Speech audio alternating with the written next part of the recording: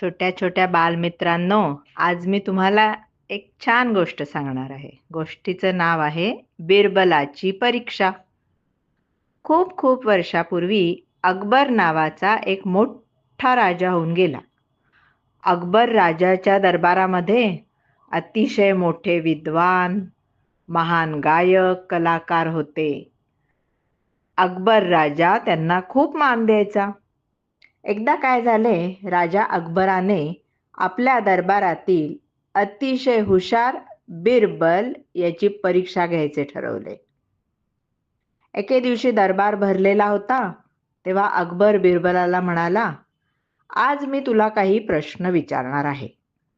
त्याची तू बरोबर उत्तरे दिलीस तर तुला मोठे इनाम देईन. बिरबल सावकाश त्याच्या जागेवर जाऊन बसला आणि म्हणाला, महाराज, मी तयार आहे. आपण प्रश्न विचारा. अकबराने पहिला प्रश्न विचारला.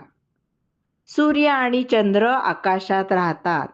त्यांना आकाशामधून आपल्या पृथ्वीवरचे सगळेच दिसत असेल.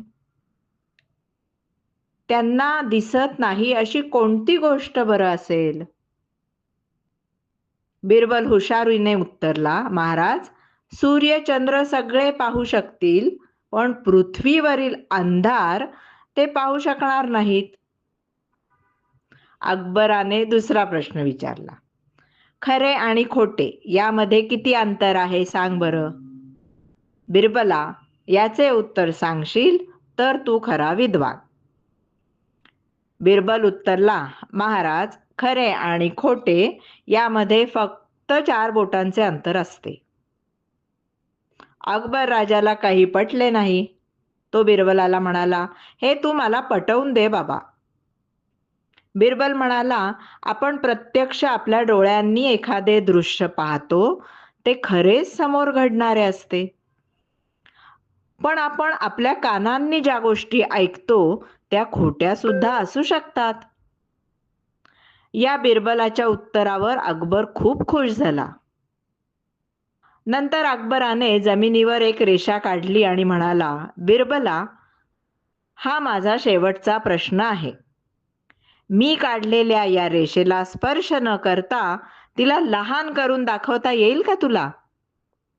दरबारातील सर्व लोक एकमेकांकडे पाहायला लागले. त्यांना वाटले आता बिरबल हारणार, कारण स्पर्श न करता ती रेषा कोणीच लहान करू शकत नाही. पण त्यांचा अंदाज साफ चुकला. बिरबलाने त्याच रेषेचे शेजारी आणखी एक तिच्यापेक्षा मोठी रेषा काढली. बिरबल अकबराकडे पाहून म्हणाला, तुम्ही काढलेली रेषा मी हात न लावता लहान करून दाखवली. अकबर बिरबलच्या सर्व उत्तरांनी खूप खुश झाला. त्याने बिरबलाचा सन्मान करून त्याला खूप बक्षिसे दिली.